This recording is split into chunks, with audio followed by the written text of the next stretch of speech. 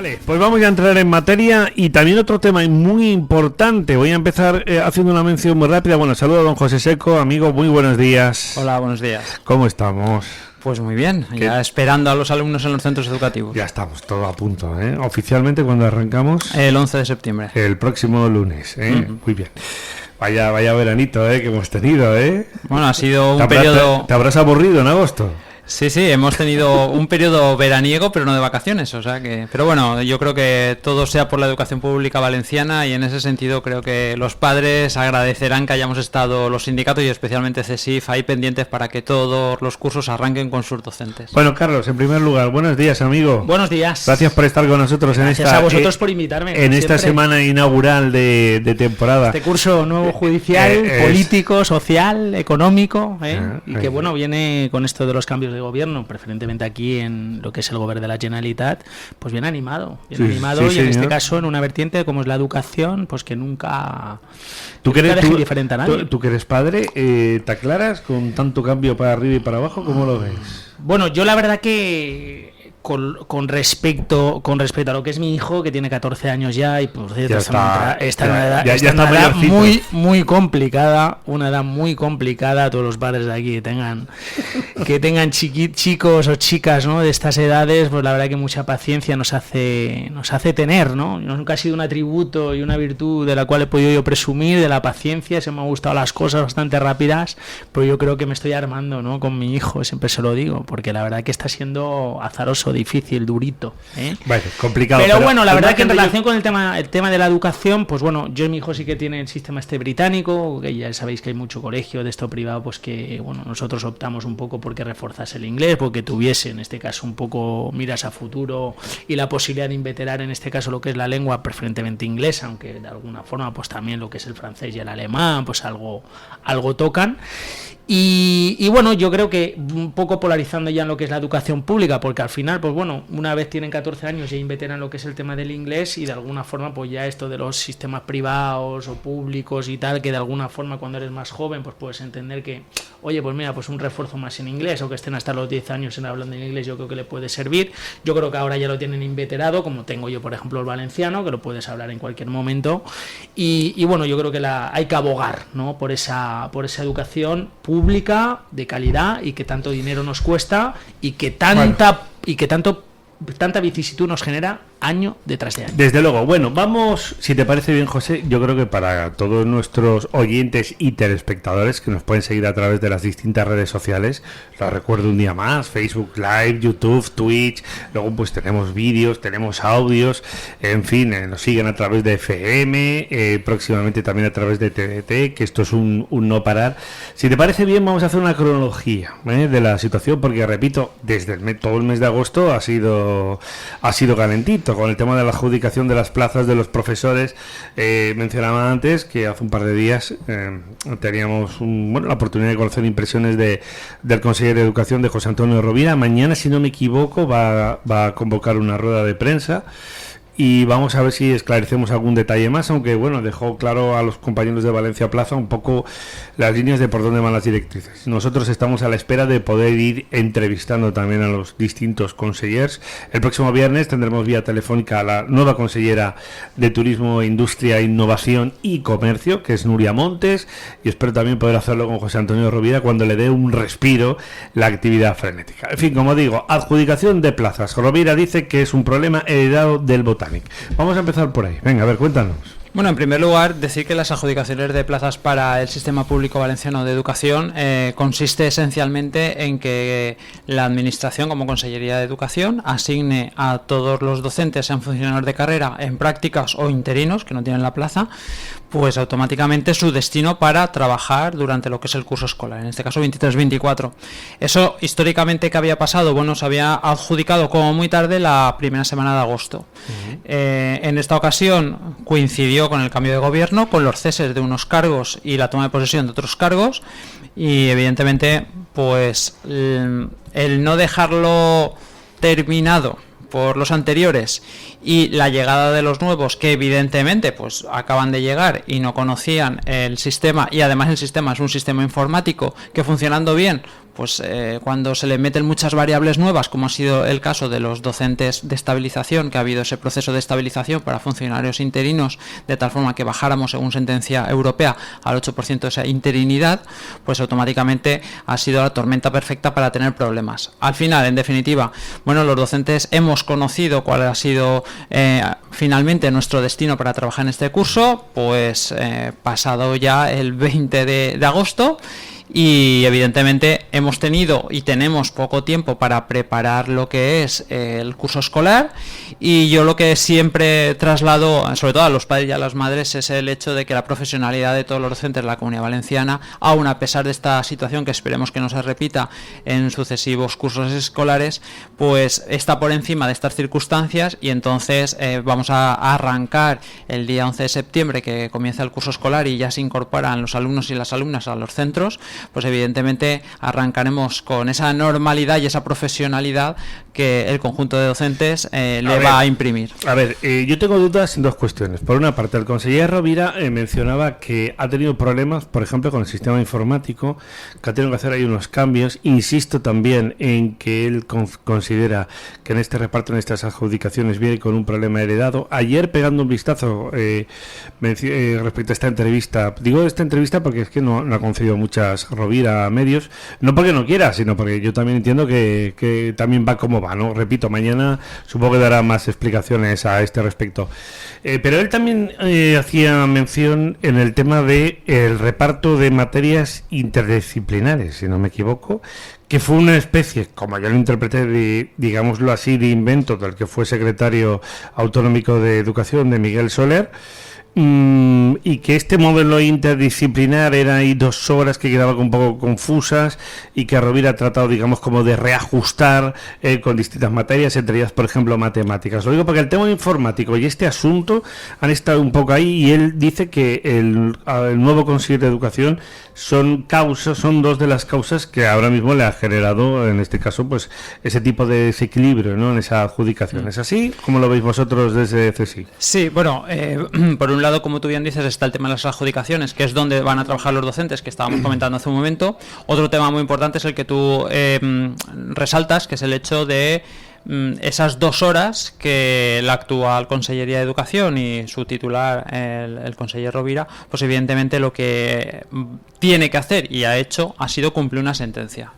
Yo creo que a estas alturas todos sabemos que una sentencia hay que cumplirla, porque para eso es una sentencia judicial, y esa sentencia viene por el hecho de que la Consellería de Educación anteriormente, cuando estaba Compromís y PSPV en la Consellería de Educación, lo que nos dicen los sindicatos, y no nos deja negociar, porque fue una decisión que se tomó, como tú bien decías, fundamentalmente por el anterior secretario autonómico, pues automáticamente lo que hace es poner obligatorio lo que conocemos los padres y las madres como ámbitos. CSIF, como sindicato, evidentemente lo que pidió siempre es que esa forma pedagógica de organizar el dar clase tenía que ser siempre optativo, y que deberían de decidir dentro de su autonomía los propios centros. Eso. Y los docentes, sabiendo con quién trabajamos ese curso escolar y qué recursos tenemos, pues evidentemente decidir año a año, si es el caso, si quieren trabajar de forma conjunta diferentes áreas, pues matemáticas, tecnología, lengua, idiomas, etcétera, o en un momento determinado se trabajaba de forma convencional. A ver, Carlos, bueno, opiniones. Me gusta mucho, porque abrimos un debate que sabes que me gusta a mí en relación con el tema competencial. Sí, estamos sí. aquí diciendo sobre la libertad, en este caso, de los centros educativos también de poder optar, sí que con unos límites y un marco de actuación, pero es un tema muy competencial, y cuando lo he escuchado en este caso a José ponerlo de relieve, digo, che, ya estamos hablando de temas competenciales que me gustan a mí, ¿no? Un título competencial que tenemos en una Constitución española que tanto, de alguna forma, por yo reivindico que debería ser modificado, y que deberíamos de avanzar en autogobierno, y que de alguna forma cabe una España distinta, ¿no? Donde los privilegios, en este caso, de alguna forma empiecen a soslayarse, como tienen en este caso los vascos, que recaudan sus propios impuestos y de alguna forma luego pagan un cupo político, donde en este caso, ¿por qué los valencianos tenemos que pagar la mitad? ¿Por qué los madrileños tienen que pagar la mitad de impuestos que pagamos los valencianos? Y este tipo de cosas, ¿no?, que yo creo que se podrían corregir a nivel competencial. Entonces, dicho esto, aquí, en relación con el tema, ya vamos a polarizar en el tema de la educación. Evidentemente estamos en procesos de estabilización que bien conoce José también, que de alguna forma pues bueno, están resultando muy azarosos. Entonces esos procedimientos, polarizando única y exclusivamente en el tema educativo, la estabilización pues están generándose en los procesos muchas vicisitudes. Entonces claro, hay un cambio de gobierno y evidentemente con ese cambio de gobierno pues hay un cambio por lo menos en alguna connotación política que, como has puesto José de relieve, pues en este caso el conseller responsable de la materia que yo implementar. Decir, oye, pues esto yo lo quiero cambiar. Claro, el cambio se produce de gobierno, pues prácticamente en el mes de julio, ¿no? Sí, es cuando se designa en este caso el conseller, y evidentemente el margen de maniobra es el que es. Entonces, como intentes cambiar algo, pues lo que pasa, yo creo, que entre que están los procedimientos de estabilización, en que están el tema de las adjudicaciones de plazas en los centros, y luego a mayor abundamiento tú quieres cambiar, que yo lo veo totalmente loable, alguna línea política dentro de lo que es la materia en particular, pues eso lo que ha hecho de alguna forma pues es retrasar, hacer dilaciones que de alguna forma pues algunos podemos considerar debidas, otros indebidas, pero en lo que es la educación.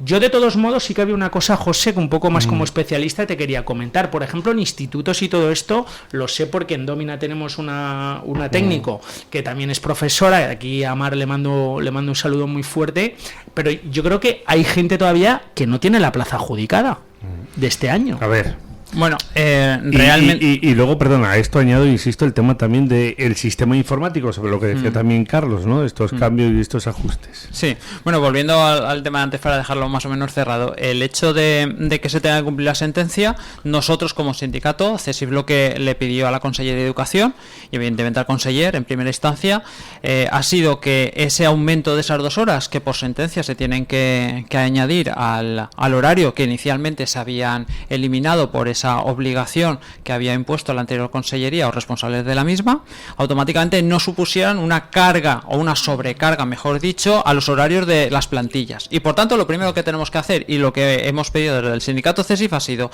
estudiemos esas 2 horas que implica en cada centro, porque cada centro tiene una realidad. A partir de ahí, si se requiere de más personal, automáticamente contrátese más docentes. Nunca que te carguen a ti 1 hora o 2 horas más en tu horario y se mantengan las mismas plantillas, porque si hay más trabajo con los mismos trabajadores, al final sabemos cómo queda. Pero, esto. José, y dicho esto, una cosa, en relación con el tema de la sentencia, sí. No, por un apunte tuyo, el cumplimiento de las sentencias, desde un punto de vista, ya te hablo jurídico, se deben de cumplir, evidentemente es un mandato imperativo, pero no se tienen que cumplir mañana. El cumplimiento de esa sentencia, te pregunto, José, un poco como especialista, ¿tenía que hacerse necesariamente, perentoriamente para este curso, o podría de alguna forma haberse diferido el cumplimiento de la sentencia, en este caso a un estudio de cómo ese fallo judicial yo lo voy a meter dentro de lo que es el sistema educativo? No sé si me explico. O sea, pues es una pregunta muy interesante. Yo te voy a contestar desde el posicionamiento de un sindicato como el CESIF en educación. Nosotros todo lo que sea rebajar la ratio de alumnado por clase, es decir, menos alumnos por profesor, y evidentemente de esa manera poder atender de forma más personal al alumnado, nos parecerá bien. En esa línea va el cumplimiento, o que se cumpla ahora, sí, porque estamos a inicio de curso, porque si se hace a inicio de curso y sigue en la línea que hemos marcado desde CESIF, que es, si es necesario, contratemos a más docentes, eso va a producir que vamos a tener más profesionales de la educación en los centros educativos. Por lo tanto, los tiempos, eso entiendo y corresponde a nuestros servicios jurídicos en el caso de que se hubiera dilatado en el tiempo, y también es cierto que la Consellería, creemos que lo que habrá hecho con la Abogacía de la Generalitat es ver cómo se podía implementar esa sentencia de la mejor manera posible. Desde luego, desde el CESIF lo tenemos muy claro. Nunca se pueden sobrecargar a los profesores y a las profesoras de horas. A esto vamos a otro punto que tú sabes, que lo hemos comentado mucho durante la etapa anterior, es decir, sobre todo en esta última segunda legislatura que estuvo encabezada por el Botánic y la Comunitat Valenciana, y que tiene que ver precisamente con el tema del ratio de profesores. Claro, vosotros decíais, bueno, pues a lo mejor falta cubrir determinadas plazas. Otro asunto también importante. Luego, por cierto, también el conseller Rovira mencionaba el tema de un plan de atención mental, que también es algo para tener en cuenta. Pero claro, es algo de lo que os habéis quejado vosotros en CESIF reiteradamente, es decir, de cómo los profesores, un poco la línea de lo que tú argumentabas, no han podido llegar a cubrir por cupo, por situación, en los problemas también de reemplazo que hemos conocido por el tema del COVID. Claro, a Rovira le preguntaban los compañeros de Valencia Plaza, hombre, pero usted decía que tenemos más o menos profesores, que nos faltan o que nos sobran. Decía, bueno, y decía el conseller, bueno, vamos a empezar por ajustarlo de esta manera un poco respecto a lo que tú dices. Entonces, un poco en la línea, por cierto, tradicional de CSIC, siempre se dice, ni faltan ni sobran funcionarios. Vamos a ver si nos ponemos y empezamos por ordenarnos y organizarnos, y luego ya veremos si efectivamente hay que cubrir determinados cupos, que es cierto, por otra parte, que hay determinadas áreas que hacen falta, ¿no? Por eso quiero decir, y un poco en la línea de lo que decía Carlos, también es, claro, reajustar toda la plantilla, las estructuras. Hombre, yo pienso que cuanto antes se haga, mejor, digo yo, es decir, con independencia de los tiempos judiciales. Yo sí que quería apuntar, porque rápido, y un poco comentarlo con José también, un poco como especialista. Nosotros recibimos un encargo, en este caso en un instituto, ¿vale? En Domina Legal, para hacer en este caso una evaluación técnica de el tema, lo que estabas poniendo de relieve, José, del cupo, de cuántas personas pueden haber en cada clase.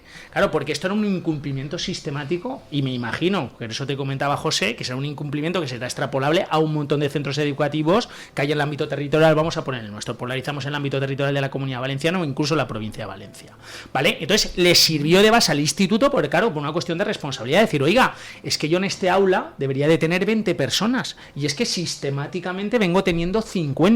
Si aquí pasa algo, claro, el director de centro lo que quería de alguna forma es comunicar, poner de relieve, en este caso la administración supramunicipal, es decir, a la consellería, el decir, oiga, aquí hay si hay algún tipo de responsabilidad, yo por lo menos tengo un informe que me dice que yo no estoy cumpliendo, en este caso, la normativa que resulta de aplicación. Y con ese informe que realizamos nosotros también en Domina Legal, desde el punto de vista jurídico-técnico, sirvió de base, en este caso, a la consellería para que reculara y de alguna forma esto de los cupos, ¿vale?, se solucionase. Pero claro, yo creo que esto es un problema. Yo evidentemente analizamos desde el punto de, como os digo, desde la óptica jurídico-técnica ese supuesto en particular de ese instituto, pero creo que sería extrapolable a muchísimos centros docentes aquí del ámbito territorial. Bueno, la verdad es que el caso que planteas, bueno, pues es muy llamativo y yo tendría que tener más datos, pero es verdad que hay dos normas básicas. Las dos normas básicas es el acuerdo de plantillas que firmamos con el anterior gobierno y que a día de hoy se está cumpliendo, y vamos a estar vigilantes de que se cumpla, porque el curso que viene se implementan los recursos de docentes en los centros educativos en esa línea de crecer en plantilla para hacer una calidad mayor en el sistema educativo público. Y por otro lado, la otra normativa es la que marca el currículum y también las ratios de los diferentes niveles educativos. Tendríamos que ver detalles. Que en un aula en la Comunidad Valenciana haya 50 alumnos, a mí me cuesta, porque la normativa no lo permite. En ese caso, depende de los niveles. Estamos hablando de 25 alumnos en primaria, estamos hablando de 30 en secundaria y estamos hablando de 35 en bachillerato y en formación profesional. Y eso es lo que dice la norma. Y es verdad que puede existir casos particulares que además pasan por la Inspección de Educación, y entonces automáticamente pueden habilitar en un momento determinado una situación sobrevenida como es la matrícula de algún tipo de alumno, pero nunca 50 alumnos por aula. Otra cosa es que se hagan unificaciones de grupos para una tarea, por ejemplo, de ámbitos que se pueden unir dos unidades o dos grupos que son del mismo curso o de diferentes cursos dentro de esa organización pedagógica que tengan los centros. Por lo tanto, evidentemente nosotros desde el sindicato, cuando cualquier afiliado o simpatizante nos pone en antecedentes de esa situación, lo primero que hacemos es comprobar que realmente esa ratio no se está cumpliendo en base a esa normativa. Y si estamos hablando de formación profesional, la ratio máxima son 35 alumnos por grupo, y automáticamente, de producirse, lo que hacemos es todos los mecanismos a través de nuestro sistema jurídico para poder volver a la situación correspondiente. La verdad es que habéis estado también, como digo, yo lo recuerdo en la anterior legislatura, absolutamente desbordados, pero voy a hacer un apunte que José Seco se acuerda perfectamente. Con los ya 2 o 3 últimos años que has estado aquí con nosotros, afortunadamente, y hemos hablado siempre del inicio del curso, yo recuerdo que con el curso empezando en el mismo día faltaban por adjudicar profesores. Esto ha pasado con el gobierno del Botánico, lo digo, porque claro, esto es muy fácil decirle ahora también al Partido Popular. Hombre, es que esto y el otro, ya, pero hay que ver también de dónde venimos, como de profesores desbordados, como por ejemplo la línea de lo que estamos apuntando de poder seguir trabajando y no solo para, por ejemplo, el tema de reemplazo, por cierto, que es menos grave, pero el COVID sigue ahí, ¿eh? Durante todo este verano hemos tenido muchos casos de COVID, entra el otoño y seguimos teniendo casos de COVID. Vuelvo a repetir que por fortuna en su mayoría no son graves, pero son molestos, ¿eh? Esto al final mínimo tienes una afectación mínima de tipo gripal, que no es ninguna tontería, ¿eh? Otra cosa es que ya veremos si se pone en marcha la vacunación para el mes de octubre, pero repito que el COVID sigue presente. Por tanto, unido a otro tipo de, lógicamente, de situaciones y de anomalías, el reemplazo de profesores que estamos apuntando, esa redistribución, pero insisto que con el Botánica aquí tú recordarás que hemos visto a profesores que el mismo día que empezaban las clases no tenían claro dónde iban. O sea que esto no es ninguna novedad. Claro, aquí por ejemplo hay dos ejemplos que son muy sencillos y que yo creo que todo el mundo podemos ser sensibles a ellos. Muchas veces nos preguntamos, y yo creo que por eso hay que reivindicar la figura también de los sindicatos y evidentemente del sindicato CESIF como sindicato independiente. Pues evidentemente los sindicatos tenemos un papel, CESIF tiene un papel fundamental. ¿Por qué puede ser que una plaza no esté cubierta durante un periodo determinado al inicio de curso? Bueno, pues ahí está el trabajo de CESIF. Nosotros ya tenemos un catálogo o un número determinado que tenemos conocido de plazas que, por ejemplo, por jubilación, me estoy acordando de dos compañeros, sí. Un compañero y una compañera. Uno es el día 12 y otro es el día 10 de septiembre. Evidentemente deben de comenzar por normativa el curso. En el momento que se jubilan hay que reponerlo. Por tanto, esos dos casos ya los hemos trasladado a la consellería porque lo que queremos es que el alumnado no se quede esas 2 semanas mínimo que ocurría con el anterior gobierno. ¿Cuál es el posicionamiento, cuál es la reivindicación del sindicato CESIF en este caso? Bueno, queremos mejorar y eso implica que esas sustituciones de esas 2 personas que se han jubilado o que se van a jubilar en breves días, pues automáticamente en lugar de que sean 2 semanas sea un tiempo inferior y debería de ser en la misma semana donde se produce esa baja. Carlos, lo que quieras añadir rápidamente. Bueno, vamos a ver, yo estaba viendo un poco en qué consistía un poco por lo que habíamos abierto el debate. Aquí era un incumplimiento del Código Técnico de la Edificación, ¿vale? Y de un Real Decreto, que es el que pone de relieve, que es el Real Decreto 132/2010, que es por el virtud del cual se establecen los requisitos mínimos de los centros que impartan enseñanzas, ¿vale? Y entonces nosotros lo que conseguimos es que la Consellería regulase en relación, en este caso, con el incumplimiento del ratio que había, en este caso, en las aulas, ¿vale? Sirvió de base, en este caso, nuestro informe jurídico técnico para que la Consellería de Educación dijese, ostras, pues es verdad, yo no puedo aquí de alguna forma introducir una ratio superior a la que de alguna manera tiene las condiciones de esta clase y donde se permiten tantos alumnos. Ese era un poco, en este caso el envoltorio fue un poco el objeto, ¿no?, de lo que fue el encargo profesional, y un poco la consecuencia era evidentemente el que decir, oiga, y el director del centro, aquí pasa alguna cosa, el sistema de responsabilidad, ¿cómo funciona? Pues yo tengo aquí a 40 personas, me pasa algo cuando yo puedo tener en la ratio que viene establecida en ese Real Decreto y en el Código Técnico de la Edificación 20, yo soy responsable de algo, yo por lo menos lo pongo de manifiesto, y yo por lo menos si hubiese alguna contingencia, alguna vicisitud, pues oye, yo siempre puedo decir que se lo he dicho a la consellera. Venga, vamos, y tú me sigues sacando temas. y todos muy interesantes. Hablamos de edificar. De edificar, Hablamos de edificar, claro, evidentemente. Me lo ha puesto a huevo. Sí, es sí. decir, yo quería preguntarte por esto, evidentemente por el plan edificar, que también el consejero Rovira ha dicho que bueno, lo que haya que cambiar, se cambia.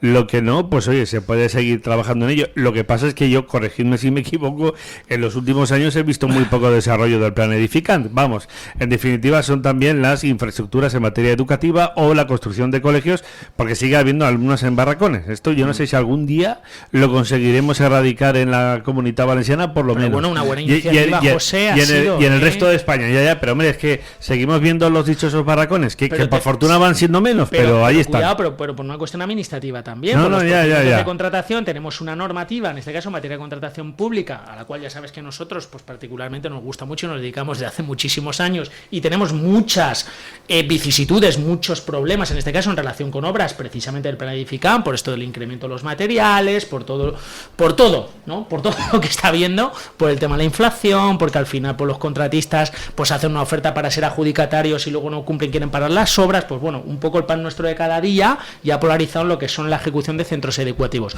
Pero yo yo creo que ha sido una buena iniciativa. Yo creo que ha habido muchos centros docentes que de alguna forma con esta iniciativa van a ver la luz. Vamos allá, porque tengo por delante el distrito único, el enfermero escolar, que parece que se puede llevar a cabo. Es decir, que tenemos el tema del plurilingüismo. Vamos, esto es un no parar. José, perdón, ya te adelanto, y te lo digo aquí públicamente, para la semana que viene te espero. Perfecto. Porque no me da tiempo a contar todo, y vamos a ver también cómo arranca el curso el próximo lunes. De Rubiales no vamos a hablar. No, deja Rubiales. Sí. Que Rubiales está ahí de momento inhabilitado. Por cierto, al final será la FIFA la que lo terminará inhabilitando, yo diría casi in eternum, porque si le mete la sanción de 15 años, se acabó, aunque ya la federación está demostrando ayer el acceso a Jorge Vilda, seleccionador femenino, queda clara la postura de la federación y evidentemente también del Consejo Superior de Deportes. Pero bueno, lo que vamos. Venga. Bueno, yo que vaya por delante solo hablo del Valencia, y dicho eso, cuando hablamos de fútbol. Y de la selección también, por supuesto. Sí, pero Rubiales, que yo estuve en la Escuela Valencia, fue compañero mío en este caso en el juvenil de Valencia. Sí, pero acabó en el Levante. Sí, pero él empezó cuando llega de Motril, el primer equipo en juveniles, que es cuando llega, el primer equipo donde viene es el Valencia. Bueno, la gente no lo sabe, pero con Carlos Primo se perdió una especie de Albelda Baraja, que yo he jugado con él al fútbol. Pero eso a nivel amateur, y un centrocampista maravilloso. Bueno, sí, volviendo a lo que tú comentabas, claro, ahí hay que ver, respecto a lo que tú dices, es si en un aula, que además de la normativa que tú has citado, en todos los decretos de currículum, incluso también en los de formación profesional, en los anexos aparece las superficies mínimas y las aulas mínimas y la ratio necesaria para cada una de las aulas cuando estamos en los diferentes niveles. Digo FP porque siempre es lo más exigente, y por ejemplo ahí aparece un aula de teoría, un aula de los diferentes módulos, como puede ser un aula taller, un laboratorio, y te marca los metros. Si evidentemente el centro que comentas no cumplía con lo que marca incluso la normativa que tú dices, pero también esos anexos de superficies mínimas que marca los decretos y los reales decretos de título, pues evidentemente hay una incoherencia y hay que solucionarla. Dicho esto, pero en ello estamos, ¿no? Sí, y dicho esto, yo no puedo combinar con la idea de que Edifican ha funcionado bien. No, si te he dicho entonces, que no. Lo digo para que quede claro que en los últimos años no ha funcionado. Sí, y siempre hemos dicho lo mismo. Entonces, desde CESIF. No, yo lo que sí que quiero recordar es que hay que ser coherente. El hecho de tener un plan estratégico para la construcción y mejora de infraestructuras educativas es necesario, sí, siempre. A partir de ahí, lo que se implementó en las últimas legislaturas del Botanic ha funcionado bien. Pues recordemos algunas cosas. Tasa de ejecución menor del 20%, transparencia cero. ¿Por qué? Porque nosotros como sindicato CESIF hemos pedido la ejecución de las obras y el estado en que cada una de ellas se encontraba y no lo hemos recibido en los últimos 4 años. No lo han dado. Y yo creo que lo que toca es que den a los sindicatos que representamos, a los docentes que van a trabajar en esos centros o que trabajan en esos centros, evidentemente, en qué situación se encuentran. A nosotros nos han llamado directores, incluso alcaldes nos han comentado en algún momento cuando hemos coincidido en la consellería que no sabían cómo estaba la situación. Y esto es muy sencillo. ¿Por qué esa baja ejecución? ¿Por qué se alargan los términos? ¿Y por qué no han dado la información? Pues mira, porque al final entran muchas administraciones a la gestión y todos sabemos lo que es la burocracia. Eso, bueno, pues la burocracia administrativa, quien mejor la conoce es Carlos. Bueno, eso está. Como yo, hay mucha gente que la puede conocer. Pero de todos. Tú eres un gran experto en derecho administrativo. Llevamos muchos años ahí en la mina, pero bueno, con independencia de eso. Y de alguna forma, pues sabemos un poco de lo que hablamos, porque, iba a decir desgraciadamente, no desgraciadamente, sino por una cuestión de gracia, yo creo, toda la antagonía. Nos ha tocado defender en muchas ocasiones a ayuntamientos e incluso también a empresas contratistas, en este caso, de lo que es el Planificant. Pero vuelvo a insistir en lo mismo. Efectivamente, yo creo que al final... Pero hay una baja ejecución en todo por el tema burocrático. Por ejemplo, en relación con el tema de lo que son los proyectos europeos, ¿Dónde voy a están decir los proyectos europeos? ¿Dónde están los proyectos europeos? ¿Dónde están? ¿Cuántos se ha podido materializar? ¿Los veremos en esta legislatura? Claro, no, pero claro, el problema que tenemos aquí ya es una cuestión amigo Pedro Dalí ya no solamente alguno veremos. Pero José es al cuadrado. Sí. Estáis los dos Josés aquí. Ya no es una cuestión única y exclusivamente de si funciona bien o mal lo que es el Planificant. Yo creo que el Planificant es una buena iniciativa. El tema de los fondos son buenas iniciativas. Lo que pasa es que luego la gestión, evidentemente la burocracia, cuesta muchísimo, se hace muy angosta, muy azarosa.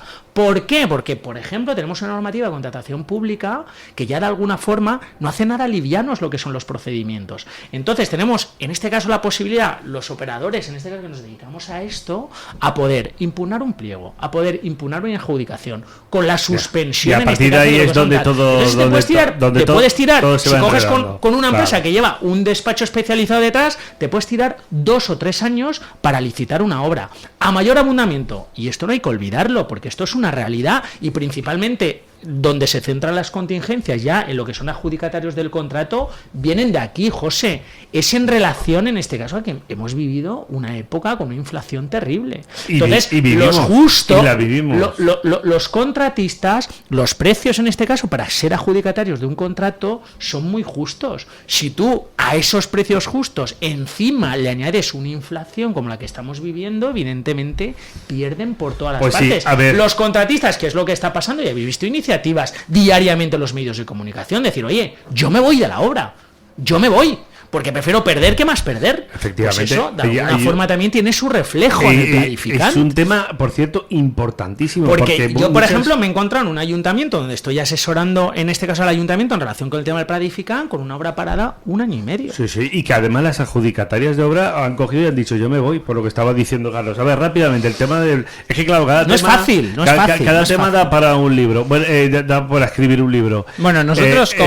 sí, dime. Sí, digo que nosotros desde CESIF, evidentemente, lo que queremos son las máximas garantías en cualquier procedimiento administrativo y por lo tanto la ley, la 9/2017 del sector público para el tema de la contratación se tiene que cumplir y es garantista. Dicho eso, si usted, sabiendo que es garantista, sabiendo que se puede hacer, porque eso es preservar los derechos, pero sobre todo garantizar la buena gestión del dinero público, y eso es fundamental. Y nosotros, estando de acuerdo con eso, lo que no puede diseñar una consellería es un procedimiento enfarragoso que además genera inquietud e inseguridad. Voy a poner un ejemplo. A mí me consta, y nos consta en el sindicato, que hay ayuntamientos que en un momento determinado han preguntado cuándo se les iba a hacer la transferencia del coste de Edificant, porque la consellería lo que dice es, no, usted se encarga del pliego, se encarga del proyecto y se encarga de la ejecución de obra, de la comprobación de cada una de las fases de la obra y además del pago. Y después le haremos nosotros la transferencia. Eso ya de por sí es un problema. ¿Por qué? Porque un ayuntamiento, depende cuál sea su pulmón, va a tener más o menos dinero para poder acometer unas obras que son de una importancia económica fundamental, sobre todo en pueblos pequeños. Totalmente. Y dicho eso, creo que todos somos conscientes que la competencia en este sentido y la titularidad de estos edificios de la Generalitat Valenciana, por lo tanto, complicar el sistema y de generar en los ayuntamientos unas competencias que no son propias y que les han hecho firmar esas competencias porque no son propias, igual que las de educación no son propias del ayuntamiento, pues evidentemente lo que ha generado es que aumentemos la burocracia cuando CESIF siempre está por la minimización de la burocracia. Bueno, ya entro en tiempo de descuento y solo me va a dar tiempo de decir ahora sí, no, porque le quiero preguntar a Carlos también por el impuesto de sucesiones y donaciones, que ayer se presentó el proyecto de ley por parte del Consejo, que tampoco es ninguna tontería, es que claro, es lo que tiene la acumulación de noticias en septiembre. ¿Somos optimistas con esa figura de la enfermera o de la enfermera escolar para este nuevo curso, sí o no? Somos optimistas, se parece, y estamos pendientes de reunirnos en un tema técnico en este sentido, que el personal sanitario puede estar ya en los centros. Es una iniciativa que hemos defendido en este programa e históricamente desde CESIF, y esperamos que se materialice, que nos informen y que los padres, las madres y los docentes podamos estar satisfechos de este logro. Muy bien, distrito único. Tenemos que hablarlo y ver en qué condiciones. Lo anunció el consejero Rovira, que está por la labor de recuperar el distrito único, vamos. Si el que cada uno elija lo que quiera. Si el distrito único lo que no puede hacer es empeorar las condiciones de los centros públicos de la red de la Generalitat Valenciana. Y esto que me lo dejo para próximas ediciones, pero bueno, para hacer algún tipo de avance, bueno, el plurilingüismo, ¿no? Es decir, al final, ¿qué? ¿Conseguiremos que cada uno reciba la educación en el idioma que considere oportuno o no? Después de la que lió Vicent Marçal en su momento. Nosotros fuimos el sindicato que tumbamos el primer decreto de plurilingüismo porque se daba dinero a cambio de que se aumentara un porcentaje de una lengua.